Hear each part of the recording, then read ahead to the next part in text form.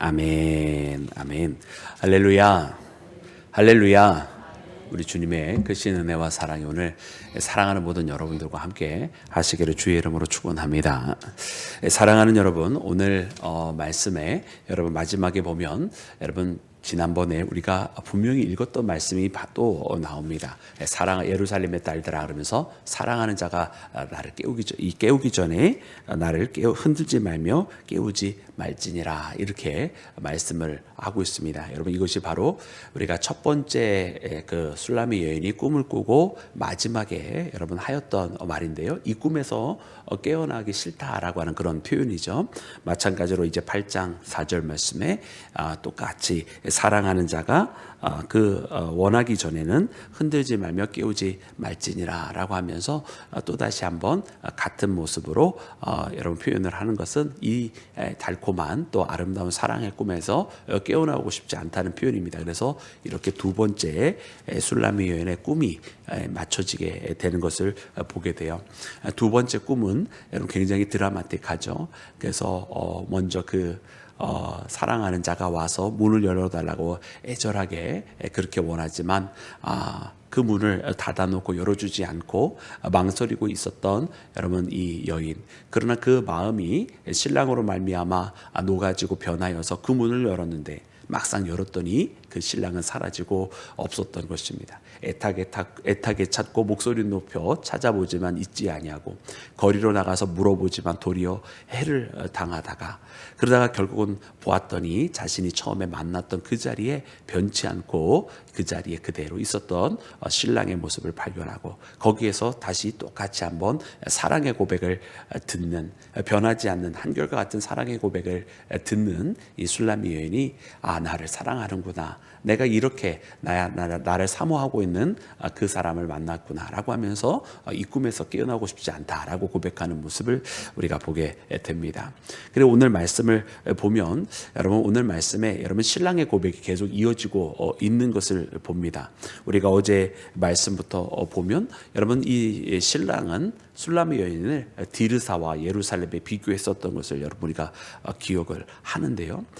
우리가 예루살렘은 너무나 잘 알고 있는 도성이고요.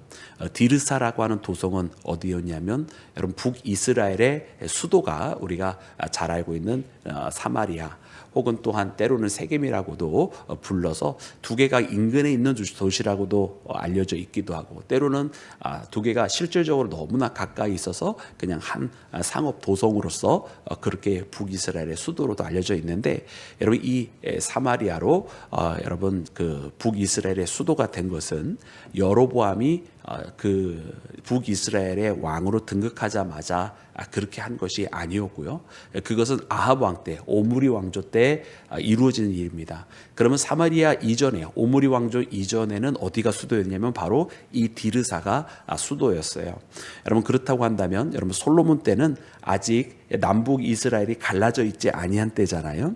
그래서 그 갈라져 있지 아니한 때에 이 어떻게 보면 가장 중요한 도성은 예루살렘이고, 그리고 이미 북이스라엘 지역에 아직 이때는 나누어져 있지는 않았지만 그 북이스라엘 지역에 두 번째로 중요한 도성이 바로 이 디르사였던 것을 우리가 알 수가 있고, 그리고 여로보암이 갈라지게 되어서 저 북이스라엘을 차지하게 되었을 때 바로 이 디르사를 수도로 차지했던 것을 봅니다. 그래서 여러분 이 아가서가 바로 분열되기 이전에 나왔던 노래인 것을 우리가 이렇게 알 수가 있는 것이고, 이 가장 그때 당시 중요했던 이 두 도성을 가지고 바로 이 여인에 빗대어서 이렇게 노래를 하고 있었던 여러분이 이 사랑하는 자의 모습을 발견합니다.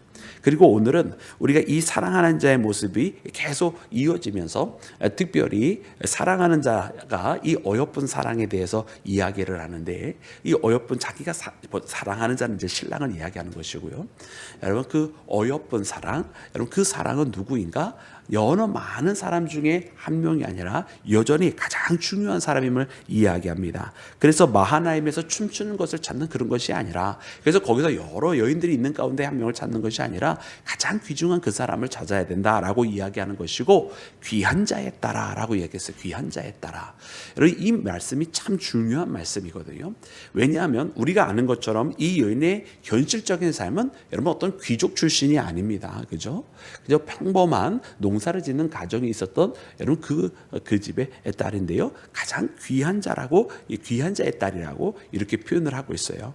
물론 이것은 상투적으로 귀한 자의 딸은 어떤 혈연을 이야기하는 것이 아니라 그만큼 당신은 존귀한 여인입니다. 이런 뜻이기도 하지만, 그 존귀한 여인이라고 하는 이 맥락이 어디에서 나왔느냐는 거죠.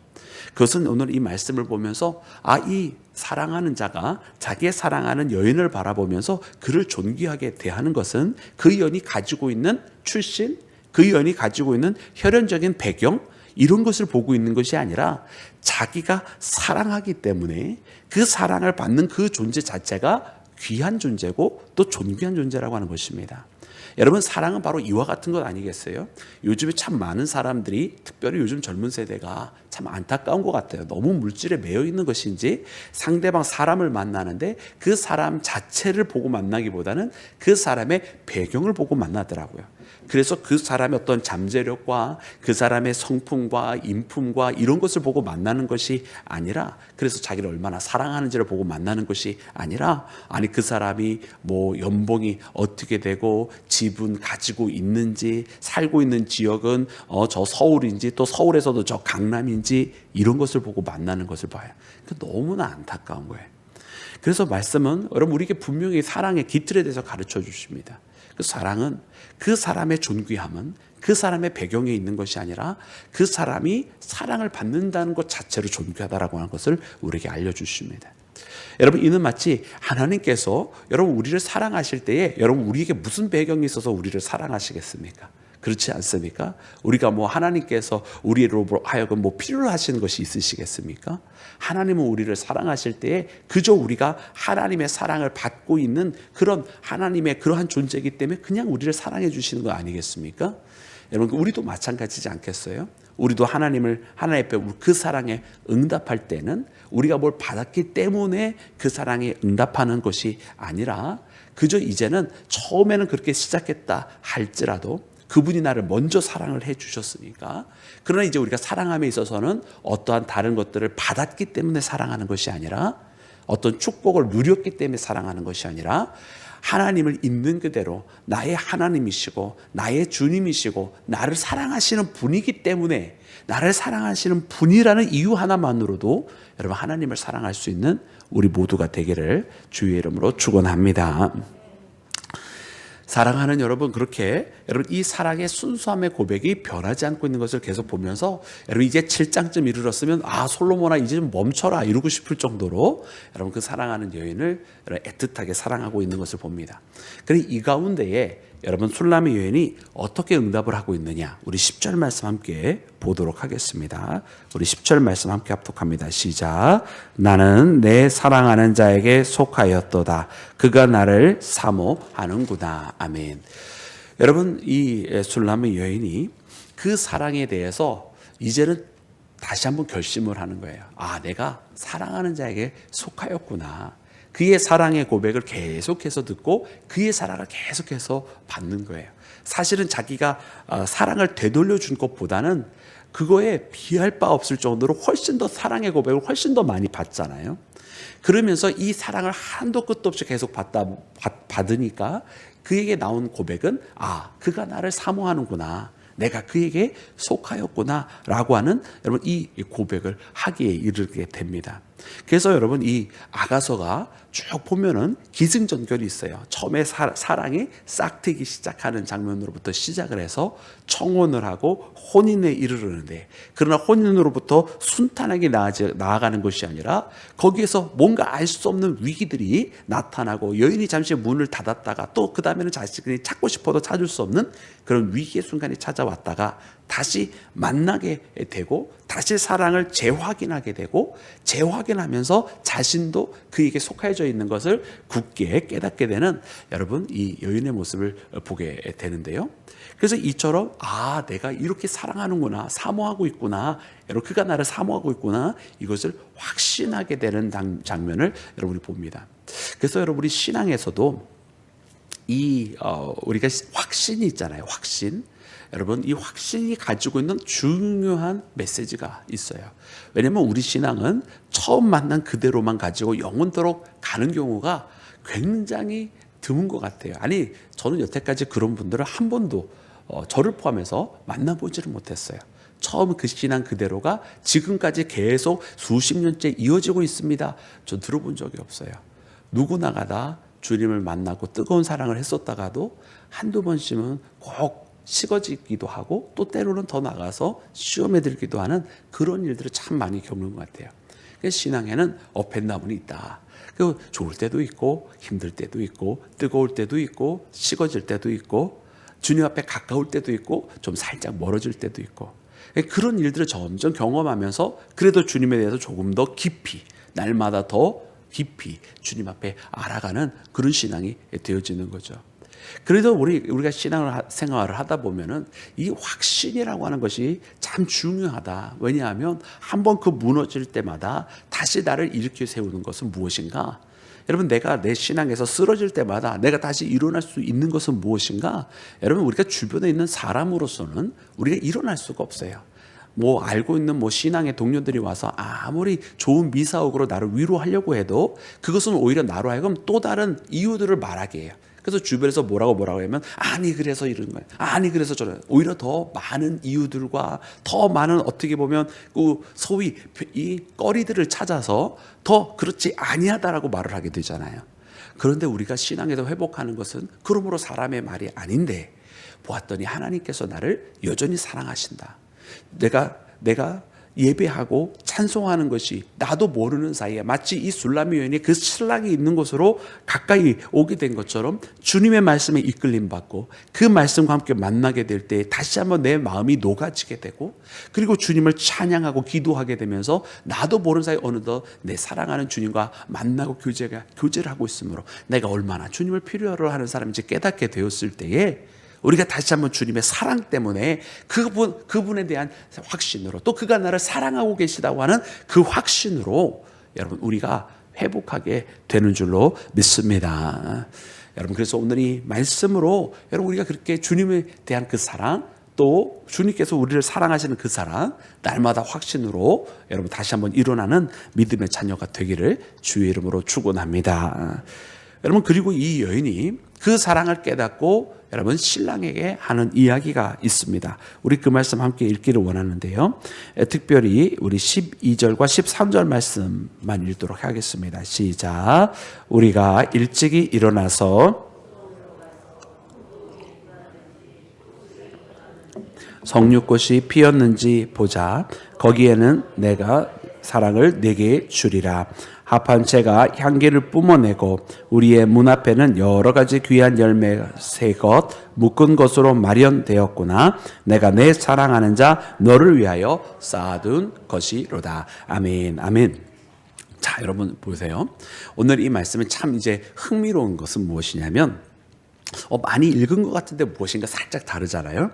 첫 번째는 여러분 우리가 라고 하면서 말씀이 시작합니다. 우리가 너와 내가 이제 함께해요. 함께 우리가 일찍이 세 가지 동사 먼저는 뭐하냐면 일어난 자 우리가 일찍이 일어나자라고 이야기하고 있어요.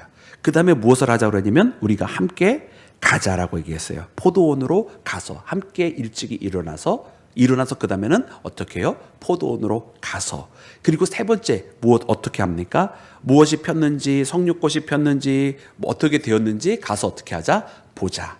일찍이 일어나서 함께 포도원으로 가서 그리고 어떻게 되었는지 보자라고 이야기를 하고 있어요. 여러분 우리가 함께 그것을 행하자라고 하는 거예요.